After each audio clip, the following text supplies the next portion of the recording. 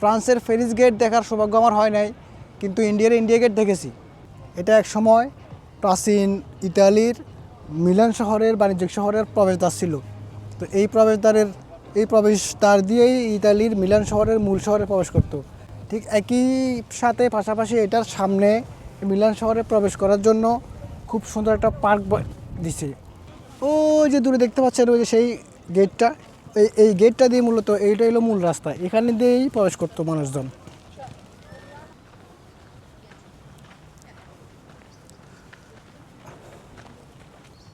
ওই পাশে কিছু কালা এখন ডিস্টার্ব করতেছে চান এগুলো এড়ে হারার থাকে, এটা থাকে, এটা ঘুম যায়, চিবা চাবাইতে বই থাকে।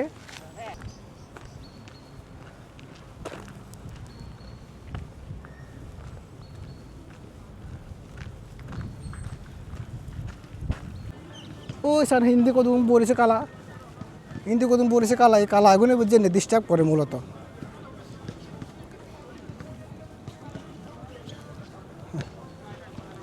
মানে মিলান শহরবাসীর অক্সিজেনের কোনো প্রকার অভাব হইতো না। এরা কিন্তু তারা টুকটাক ওই যে ভলিবল খেলের দেখছেন, এই কালাগুলো দেখছেন, এটা দুনিয়ার ব্যাগগুলো এটা পড়েছে। কালা এগুনে ডিস্টার্ব করে আসলে মানুষের, বুঝছেন নেই, কোনো কিছু জোর করে বাধ্য করে বাধ্য করে কিনতে বাধ্য করে। তো এরা আইলে এসব কালা টালাই কিন্তু একটু থাকবেন, সাবধান থাকবেন।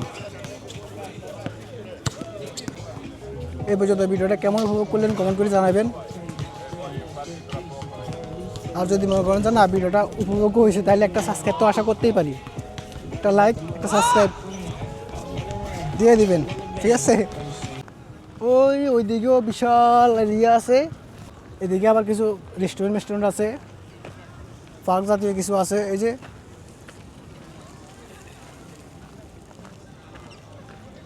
মূলত কুম্ভি যাইয়ের ঠিকঠাক মতো যাই কিনা সেটা তো বুঝিয়েন না।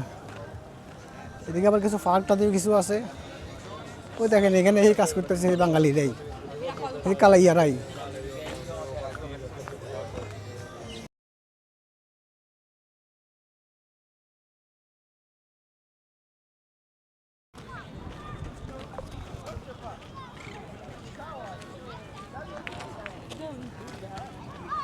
তো এলো মোটামুটি এটার একটা ওভারভিউ আর কি। এটা এই পার্কটারই মাঝখানের জায়গাটা আর কি। এইটা হলো মূলত পার্কেরই মাঝখানের জায়গাটা। এখান থেকে চারপাশে যাওয়া যায়, এই যে আশেপাশে লোকজন বসে রয়েছে, আড্ডা মারতেছে।